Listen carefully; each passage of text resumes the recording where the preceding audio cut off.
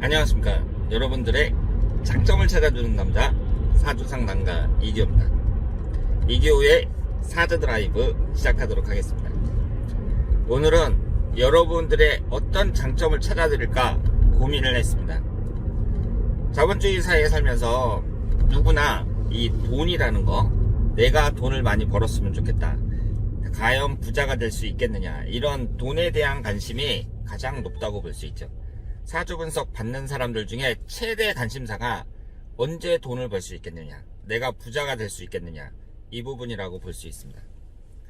제가 많이 사는 건 아니지만 한 50년 정도 우리나라에 살면서 느낀 거는 뭐냐면요, 우리나라에서는 월급을 받아가지고 차근차근 모아서 뭐 부자가 된다 이런 것은 좀 어렵고, 이 부동산을 언제 사가지고 어떻게 이용하느냐, 그러니까 땅값이 오를 만한 그런 지역의 부동산을 딱 사가지고 이것을 어떻게 관리하느냐, 이것이 일반 서민들은 부자가 되는데 아주 결정적이지 않을까, 이렇게 생각을 합니다.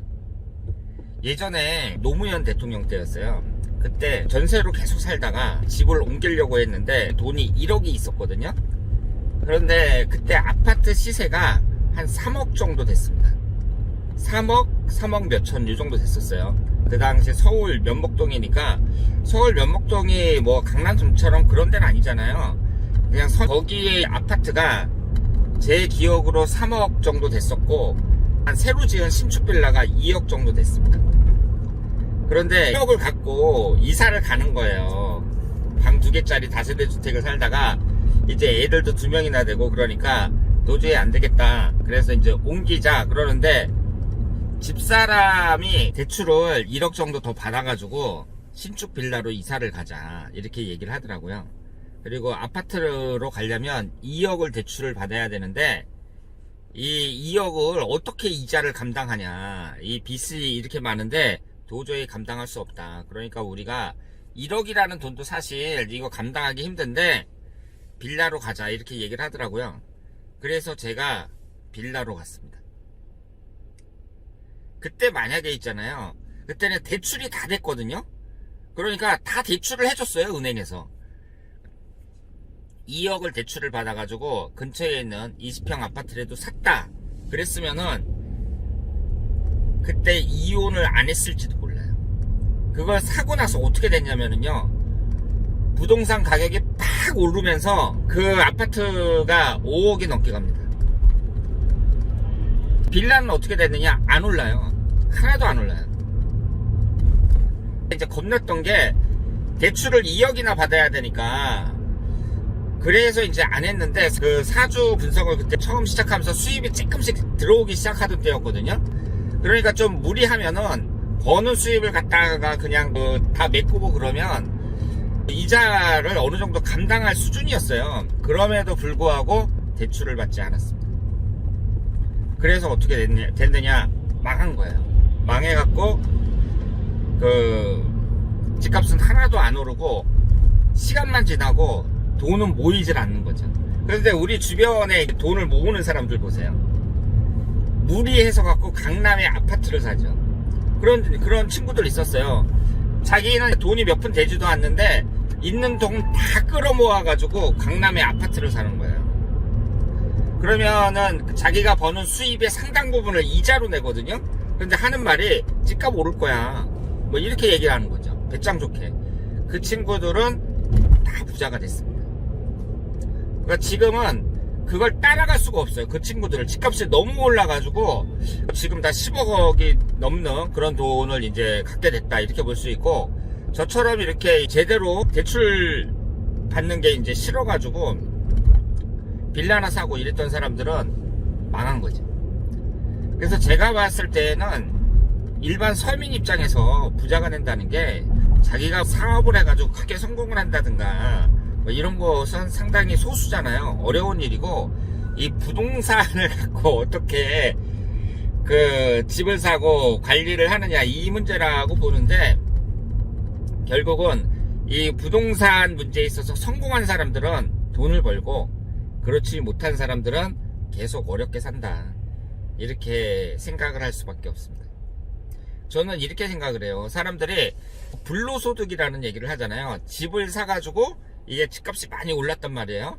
그럴 경우에 뭐 강남에 사는 사람들은 뭐 1년에 몇 억씩 오르고 그랬으니까 저 사람들한테 세금 많이 걷어야 되고 다 불로소득이다 막 이렇게 얘기를 하는데, 중요한 건 뭐냐면은요, 누구에게나 똑같은 기회는 있었다는 거죠. 그러니까 저 같은 경우에도 아파트를 살 수 있었는데 저는 겁나가지고 안 산 거고, 다른 사람들은 배짱 좋게 산 거잖아요. 그러니까 어떻게 보면 그것도 성견지명이고 그 사람 능력이라고 봐야죠. 그래서 똑같이 누구에게나 기회가 있었는데 그것을 어떤 사람은 그 기회를 딱 잡고 어떤 사람은 놓쳤던 거예요. 그렇기 때문에 사람들이 뭐 누구는 아파트 가격이 아주 오르고, 그리고 저 같은 사람은 이제 빌라를 사가지고 가격이 하나도 안 오르고, 이런 것은 사회를 원망한다거나 그럴 필요는 없다고 생각을 합니다. 다행스럽게도 제가 경기도 부천 쪽에 그 아파트 분양을 받았는데 그게 운 좋게 당첨이 됐어요. 그래서 한 2년 정도 후에 들어갑니다. 지금 공사를 하고 있어요. 그러니까 늦게나마 다행이라고 생각을 할 수 있고, 좀 아쉬운 건 지금 이혼해가지고 살고 있는 부인하고 자식들이 빌라에서 계속 살고 있는데, 만약에 그때 제가 아파트를 사가지고 그때 물려주고 왔으면 그래도 지금 아파트에서 사니까 그 자산도 몇 억 정도 되고 그럴 텐데 참 아쉽게 생각을 합니다. 그래서 그리고 나서 또 집값이 팍 오른 게 문재인 대통령이 이제 집권했을 때 집값이 올랐잖아요. 그래서 제 머릿속에는 어떤 그 선입견이 있냐면, 좌파 정권이 집권하면 집값은 오른다, 이런 생각을 갖고 있습니다. 제가 이제 또 쓸데없는 얘기를 오랫동안 했는데요. 그러면 이 돈이라는 건 사람들이 누구나 돈을 벌길 원하는데, 제 생각에는 그래요. 그 본인이 좀 움직여야 됩니다. 그러니까 나는 가만히 있는데 저절로 큰 떡고물이 뚝 떨어진다, 그럴 일은 없다고 생각을 하거든요. 뭐 대출을 받아서 어디 부동산을 사놓든 이런 행동이 있어야 내가 돈을 벌만한 가능성이 생기는 거잖아요.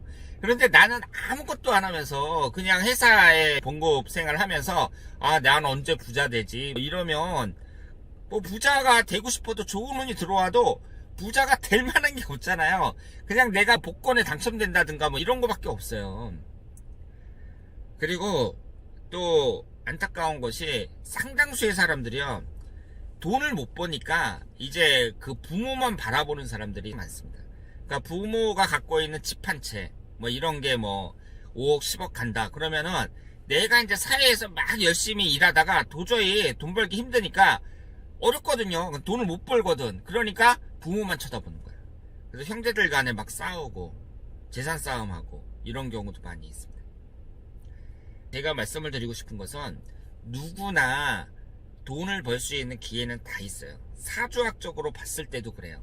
그 사주에서 재성운이라는 게 돈을 나타내니까, 아니 재성운이 약한 사람은 돈을 벌기 힘든 거 아닙니까? 이렇게 얘기를 할지 모르지만, 사주를 딱 봤을 때 이 사람이 사업가 타입이냐 아니면은 봉급 생활을 하는 직장인 타입이냐, 이런 거는 있거든요.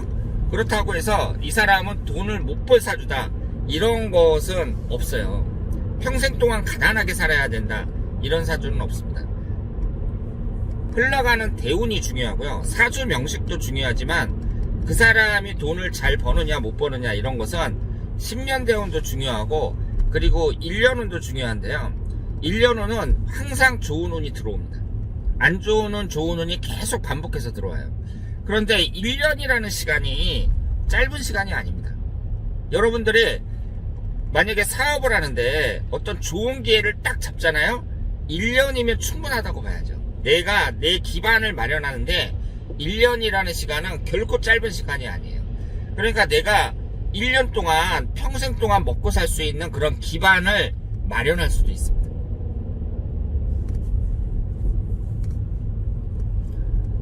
(10년 대운 1년운이) 계속 이렇게 들어오니까 내가 돈을 벌 수 있는 기회는 얼마든지 있는 거죠. 우리나라 사람들이 고등학교 졸업하고 뭐 남자 같은 경우에는 군대 갔다 오면 본격적으로 사회에 진출을 한다, 이런 얘기를 하고, 여자 같은 경우에는 그래도 한 20대 중반 정도면 사회에 나가잖아요. 그러면 그 사람이 나이가 한 40대 50대 이렇게 됐을 때에는 딴 사람 탓할 필요가 없죠. 결국은 자기 능력이라고 볼 수 있습니다. 그 사람한테 많은 시간이 주어졌잖아요. 10년, 20년, 30년 많은 시간이 주어졌단 말이에요. 우리 부모님 세대만 하더라도 지금 6.25 전쟁 끝나고 그때 다 가난했지 뭐 부자였던 사람이 몇이나 돼요. 그런데 다 처음부터 무일푼으로 시작해가지고 많은 걸 이뤄내셨잖아요, 우리 기성세대가. 그런데 제 나이 정도 된 사람들도 뭐 남 탓하고 뭐 그럴 필요가 없어요. 이 사주만 보더라도 분명히 기회는 있었습니다. 분명히 기회는 있었는데 그 사람이 그 기회를 살리지 못했다고 봐야죠. 제가 말씀드리는 것처럼 이 사주에서는 좋은 운이 들어올 때 그 사람의 재물취득에 유리한 건 사실인데요. 그 운도 운이지만 그 사람이 움직여야 돼요. 제가 앞에서 부동산 얘기 같은 걸 했잖아요. 뭐 빚져서라도 서울 뭐 어디 아파트 같은 거 한 채 사놓는 게 좋지 않겠느냐 이러면은 그걸 막 겁내고 못하는 사람들 많습니다. 돈을 벌 수 있는 방법을 이렇게 얘기해줘도요, 그 사람이 못해요. 안 해요. 그러다가 이제 한참 지나갔고 옆에 있는 사람들이 똑같은 방법으로 막 돈을 벌잖아요. 그때 돼서 이제 나도 그럴걸 이런 식으로 생각을 한다는 거죠. 이 돈 버는 것도 사회가 어떻게 돌아가는지 이런 것도 잘 파악을 해야 되고, 우리가 항상 유튜브에서 부동산 문제를 보더라도 어때요? 누구는 계속 오를 거다 막 이렇게 얘기하고 누구는 떨어질 거다 막 이렇게 얘기하잖아요. 그러니까 앞날은 모르는 거예요. 그러니까 그 앞날을 자기가 예측해가지고 어디 투자하고 뭐 이런 것도 그 사람의 능력이라고 봐야 돼요. 저도 이렇게 이제 나이가 벌써 50이 됐습니다만은 제 주변에도 제 가까운 친구들 중에도 그 사업 성공해가지고 아주 적지 않은 그 부를 이룬 그런 친구들도 있고, 대부분은 보통 사람처럼 뭐 이렇게 살고 아파트 한 채 정도는 있는데, 또 어떤 친구는 계속 전세만 살다가, 친구는 이제 서울에서 무슨 아파트 분양하면 처음 분양을 한번 노려보겠다 이런 생각으로 아파트를 안 샀어요. 한 2억 정도 갖고 계속 전세만 살다가 이번에 완전히 망한 거지. 그 친구 같은 경우에는 이제는 전세 갈 데도 없고 월세로 살아야 되는 그런 입장이 돼버렸습니다. 일단은 젊은 사람들이 사회에 진출을 하면 자기 집 한 채 정도 이렇게 만들어 놓는 거, 이것이 우선 중요한 것 같아요, 제 생각에. 그래서 사주하는 사람 입장에서 당신이 언제 운이 좋다 언제 운이 나쁘다 이렇게 얘기를 하는데, 그 사주에서 1년 운이 아주 특별하게 안 좋은 경우가 있잖아요. 뭐 지지가 충한다든가 삼형살이 형성이 된다든가, 이럴 때에는 내가 목돈을 투자하고 이런 것은 좀 조심을 해야 돼요. 그런데 그렇지 않은 경우에는 그 사람이 뭔가 움직여야 됩니다. 돈이 될 만한 걸 뭘 만들어야 돼요. 어디에다가 뭐 투자해서 땅을 사놓든지 아니면은 뭐 사업을 하든지 뭐가 있어야지 뭐 좋은 운이 들어왔을 때 나한테 큰 기회를 잡아가지고 뭐 돈을 많이 번다, 부자가 된다 이런 게 있는데, 그러니까 평상시대로 그냥 평범하게 이렇게 사는 거예요. 그냥 월급이나 받으면서 적금이나 붓고 주식하면 망해 뭐 이러면서 하나도 안 하고 움직이지 않고 이렇게 사니까 그 사람한테 무슨 좋은 운이 들어와도 특별한 일이, 저 같은 경우에는 그 도시 빈민으로 살았거든요. 저는 그때 제가 도시 빈민이라고 생각을 했었어요. 얼마 전에 제 친구를 만났는데, 제가 이제 사주를 공부하겠다고 그랬을 때 주위에 있는 친구들이 다 말렸거든요. 특히 친구 한 명은 절대 하지 말라고, 뭐 너 그런 거 해서 뭐 하냐고 그렇게 얘기를 했었단 말이에요. 근데 어제 만난 친구가 그러더라고요. 그 친구는 그냥 직접적으로 나한테 하지 말라고 얘기를 한 거고, 다른 친구들도 다 그런 생각을 갖고 있었대요. 제가 지금 뭐 하자는 거냐, 사주 배워가지고 뭘 어떻게 하겠다는 건지 한심하게 생각을 했대요. 그런데 지금은 전부 다 부러워하고 있습니다. 사람의 앞일은 모르는 거고요. 주위의 사람들이 뭐 뭐라고 하더라도 일단은 생각을 해가지고 이쪽으로 나가면 이 일을 하면 좀 괜찮겠다 이런 게 있으면 꾸준히 밀고 나가는 거예요. 잘 되면은 예전보다 저처럼 이렇게 도시빈민에서 벗어나가지고 아침에 수영도 다니고 이러면서 재밌게 살 수도 있고, 인생이라는 게 뭐 잘 될 수도 있고 안 될 수도 있고 그런 거잖아요.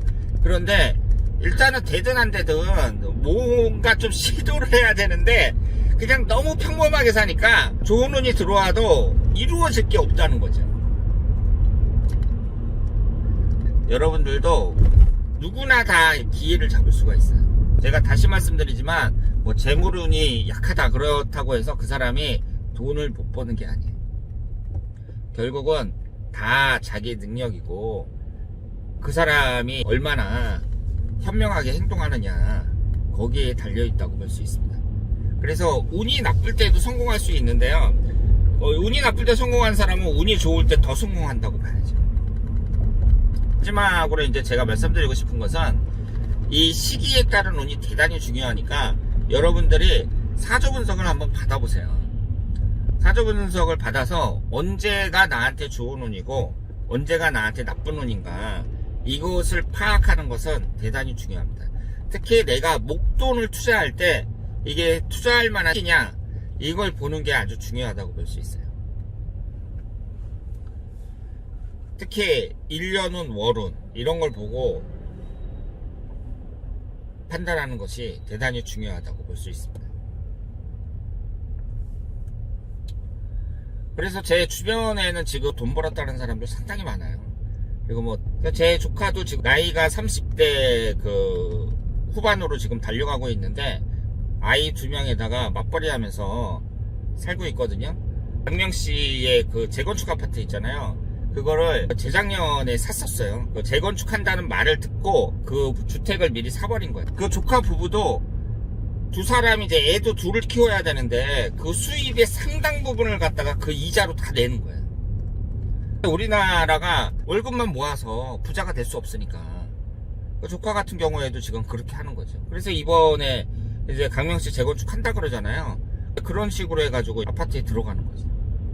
뭐 다 그런 식으로 해서 사람들이 돈을 버는 거지. 그러니까 우리나라는 부동산이에요.